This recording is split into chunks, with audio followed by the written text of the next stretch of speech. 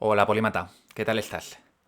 Hoy vuelvo con divagaciones, ya sabes, este tipo de capítulos un poco diferentes, un poco experimentales, en los que simplemente voy paseando por la calle y reflexiono sobre una cuestión. Hoy traigo cuatro temas bastante peculiares. El primero de todos es por qué es tan importante el amanecer para nosotros como especie. El segundo es por qué el convertirnos en seres bípedos fue algo fundamental para la evolución de la especie humana. El tercer fragmento va sobre juegos infinitos, cómo la vida es un juego infinito habitualmente y no finito como tendemos a pensar. Y por último, el sentido de la vida. Todas las sociedades han tenido un sentido de la vida. ¿El sentido de la vida es algo moderno? Bueno, especulo sobre la cuestión. A ver qué te parece. Pues nada, sin más te dejo con mis reflexiones y nos vemos en un ratito. Esto es Polímatas. Conocimiento, razón y aprendizaje.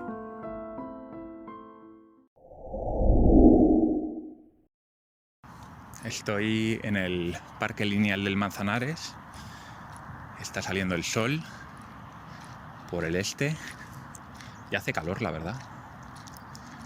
Y me preguntaba, ¿por qué nos gusta tanto la salida del sol? Porque es un momento tan especial. Bueno, yo me imagino a nuestros antepasados pasando una noche fría, atemorizados incluso a veces por depredadores nocturnos, como hienas, como leones.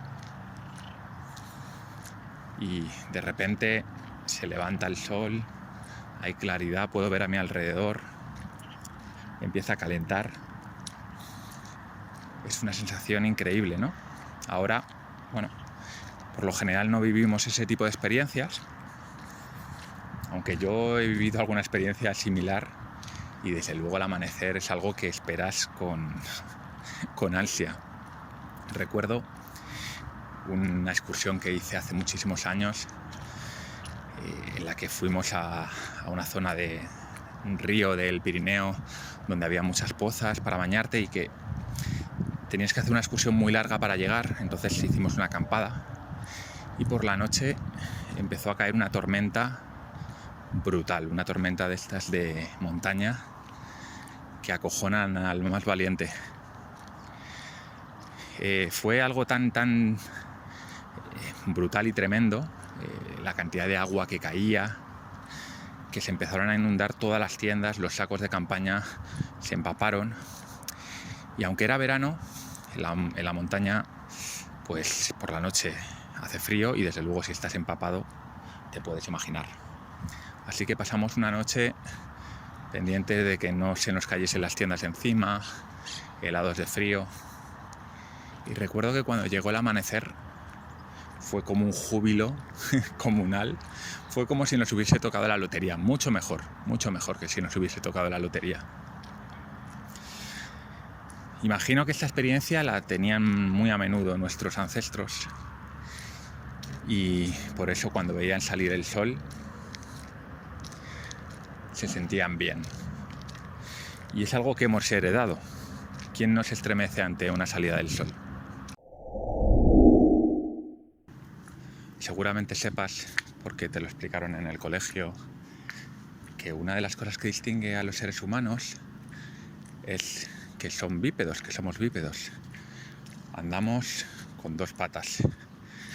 Esto es algo bastante raro en el reino animal. Si lo piensas, la mayor parte de los mamíferos que se te vengan a la cabeza, lobos, leones, ratones, incluso algunos como la ardilla que se ponen a dos patas de vez en cuando, generalmente van a cuatro patas, caminan a cuatro patas. Los chimpancés también, aunque les vemos en los documentales colocados sobre sus dos patas, levantados muchas veces cuando están comiendo, se están desparasitando, es una posición que ellos tienen de descanso, pero cuando se desplazan generalmente lo hacen a cuatro patas. Lo pueden hacer a dos, pero anatómicamente no están bien diseñados para hacerlo a dos. Se cree que nuestros antepasados ya hace millones de años vivían en los árboles como un simio más, como la mayor parte de los simios que usan los árboles pues para refugiarse, cazar, descansar. Nosotros también lo hacíamos, bueno, nuestros antepasados. Y en un momento dado, pues parece que el bosque cerrado, la jungla, se empezó a abrir y se empezó a parecer más a una sabana, a un bosque más abierto, con más llanos. Entonces ya no había una densidad tal de ramas, por lo tanto ya no era tan práctico el andar todo el día los árboles, y nosotros pudimos empezar a evolucionar para andar a dos patas. Primero me imagino que haríamos como los chimpancés, mitad, y definitivamente nos convertimos en bípedos. Esto que puede parecer algo, bueno, importante más o menos, en realidad es de una importancia capital. Y vamos a ver por qué, que quizá eso es lo que no conozcas. En primer lugar, me voy a centrar en aquello que no es tan importante, ¿no? Aparentemente. El hecho de ir a dos patas te permite ver a lo lejos, te permite estar pendiente de lo que ocurre a tu alrededor. Y eso te puedes imaginar que en una sabana tiene mucha importancia, ¿no? Ver al depredador venir de lejos o a la presa, acecharla desde lejos, por encima de la hierba, la alta hierba de la sabana. También el poder coger frutos bajos de los árboles, de los arbustos, también pudo ser una ventaja. Pero, otra de la que se habla mucho es de las herramientas, ¿no? Del uso de herramientas. Claro, el hecho de ir a dos patas te permite, por ejemplo, estar andando, corriendo y a la vez llevar una piedra en la mano, llevar un palo, una lanza ya más adelante, ¿no? Cuando se empezaron a fabricar las lanzas. Entonces te permite pues ser polivalente, poder hacer uso de cosas externas a tu propio cuerpo.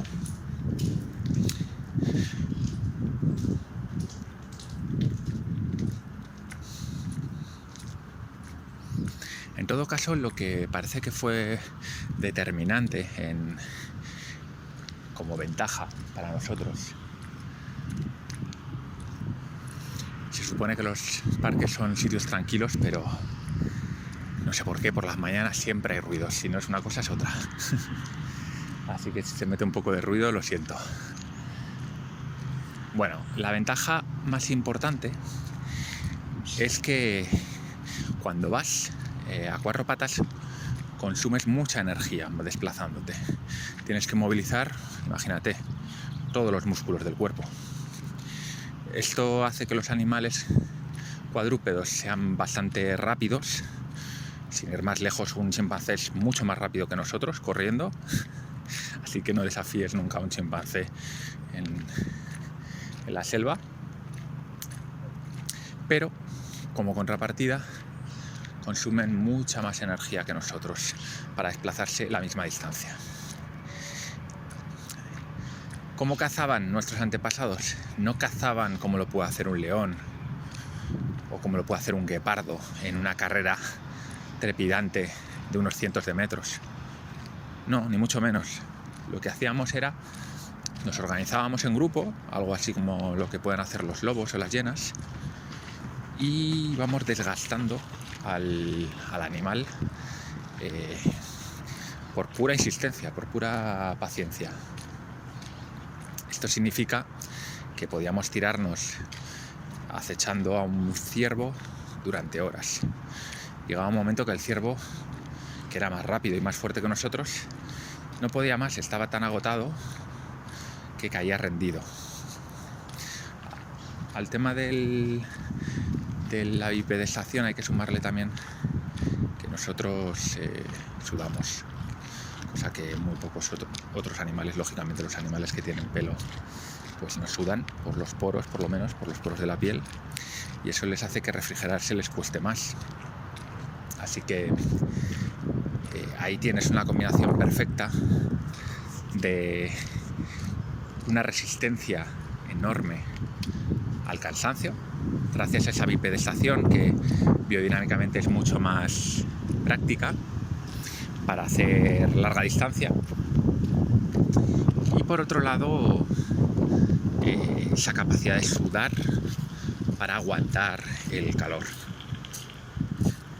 Y esto nos permitía hacer una caza de persistencia en grupo, lo cual probablemente también promovería esas relaciones entre los individuos del grupo, nos hacía más sociables y nos hacían muy efectivos para cazar animales de gran tamaño, animales rápidos, animales fuertes a los que desgastábamos gracias a esta bipedestación. Y es así, a día de hoy un ser humano nunca va a poder competir en velocidad con casi cualquier animal, pero sin embargo en fondo, en maratón, probablemente haya muy poquitos animales que puedan aguantarnos el ritmo. Hay un concepto que me parece muy interesante manejarlo en nuestro día a día, que es el concepto de juego finito y juego infinito. Es posible que te suene. De hecho, creo que hay un libro que se llama Juego Infinito o Juegos Infinitos. Bien, un juego infinito es una cosa muy sencilla. Es un juego que no tiene fin. Y un juego finito es un juego con un inicio y un fin. Los seres humanos tendemos a pensar en juegos finitos. Por ejemplo, pensamos que algo ocurrirá cuando terminemos de estudiar y consigamos nuestro primer trabajo. Lo mismo cuando nos casemos o cuando consigamos tal ascenso o cuando nos compremos una casa. Tendemos a pensar en que esos eventos terminarán un poco con el juego. No es que lo pensemos explícitamente, pero sí que tenemos esa esperanza de que conseguir ciertos hitos harán que el juego termine y ganemos. En la vida puede haber algunos juegos finitos, sin duda, pero la mayor parte de los juegos probablemente sean infinitos. Sean juegos que tengamos que estar siempre trabajando duro para mantenernos en la cresta de la ola y no descender.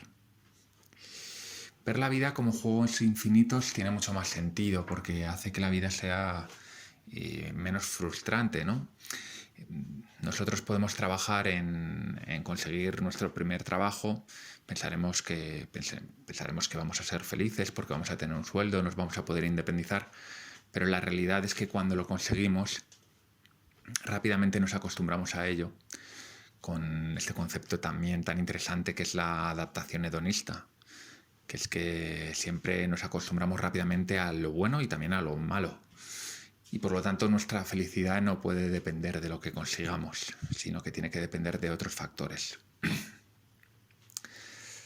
Así que si empezamos a ver la vida como un juego infinito, ya no tenemos hitos en los que depositamos nuestras esperanzas, sino que vemos la vida más como una especie de continuo, de ciclo en el que nos levantamos, hacemos cosas, nos dormimos y nos volvemos a levantar y hacemos cosas y nos dormimos. Y durante el proceso conseguimos cosas que rápidamente dejamos atrás, no damos demasiada importancia, pero ya no es tan importante, porque cuando veo la vida como un juego infinito, esa frustración ya no sucede, o por lo menos no sucede de la misma manera. Soy un jugador aventajado en el sentido de que el resto de jugadores no conocen bien las reglas del juego, piensan que hay juegos finitos, pero en mi caso no es así, es como si yo les llevase ventaja. Si lo piensas, en la vida a veces nos planteamos que vamos a hacer una dieta para adelgazar o que vamos a ir al gimnasio para ponernos fuertes y lo hacemos, pero ¿qué pasa? Que cuando terminamos y dejamos de hacerlo, volvemos al punto de salida. La dieta nos sirvió durante 3 meses, pero luego volvemos a engordar. Nos pusimos fuertes, pero luego volvimos a estar débiles y flacos. Porque son todos juegos infinitos. Cuando tú decides entrenar, o decides comer bien, o decides tener una familia, son decisiones que te van a acompañar el resto de tu vida. La única manera de jugar bien a ese juego es jugarlo todos los días de tu vida. Convertir eso en hábitos. Los hábitos son más importantes que los que los objetivos. Esto es algo que se dice mucho y estoy bastante de acuerdo. Los objetivos son una manera de tener una dirección. Pero en definitiva la mayor parte de las cosas son juegos infinitos y por lo tanto así los tenemos que jugar. Llevamos siglos preguntándonos por el sentido de la vida. En concreto, los existencialistas son muy famosos, ¿no?, por plantearse que la vida no tiene un sentido, sino que somos nosotros los que debemos dar sentido a la vida. Y yo me pregunto, ¿esto es algo moderno o ha ocurrido siempre en la especie humana? Voy a especular, pero mi sensación es que el sentido de la vida debió aparecer cuando se inventó el concepto, ¿no? Alguien inventó ese concepto del cual nunca había salido. Esto es interesante, que a menudo necesitamos palabras para poder plantearnos temas, ¿no? Hay ciertos conceptos abstractos que si no los transformamos en palabras es realmente difícil pensar en ellos. Piénsalo por un momento. ¿Cómo pensar sobre el sentido de la vida si no existe la palabra? La palabra compuesta sentido de la vida. Difícil, ¿no? Tendría que llamarlo de otra manera. Pero en cualquier caso ponerle algún tipo de nombre. ¿Qué hago con mi vida, no? Sería igual el símil. ¿Qué hago con mi vida? ¿Quién se planteó por primera vez qué hacía con su vida? No sé, me cuesta pensar que en la prehistoria cazadores recolectores nómadas se parasen a pensar en algo así. En primer lugar, porque vivían muchos de ellos muy poco tiempo. Algunos morían con 20 años, otros con 30, algunos con 40. Unos poquitos se irían a los 60, 70, pero serían los menos.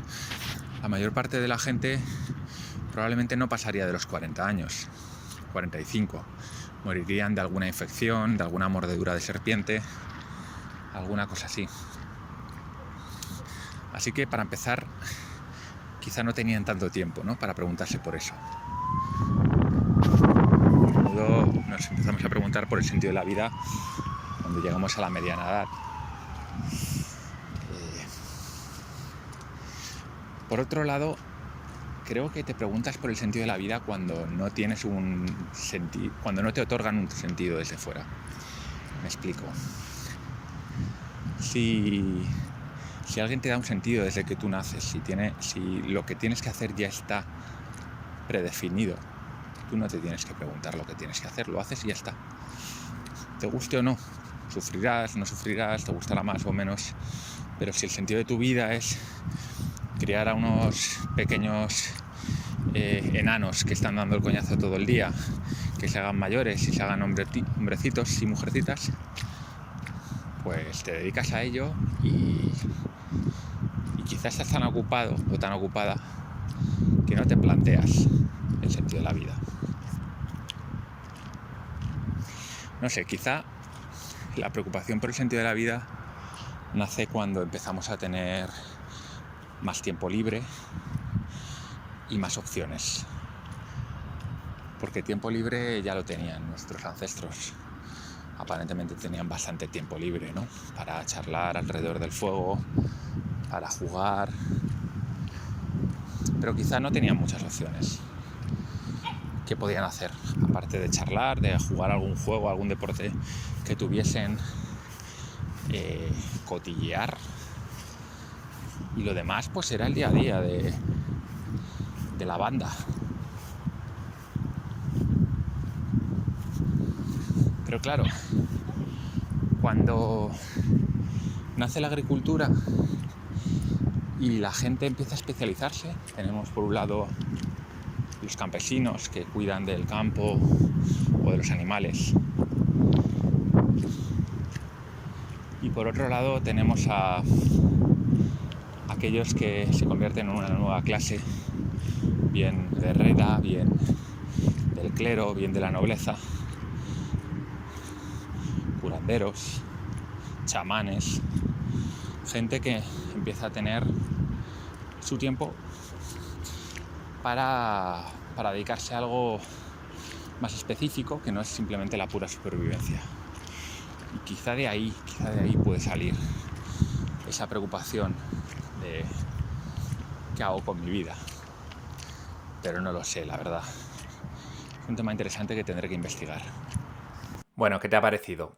¿Alguna reflexión que te parezca interesante?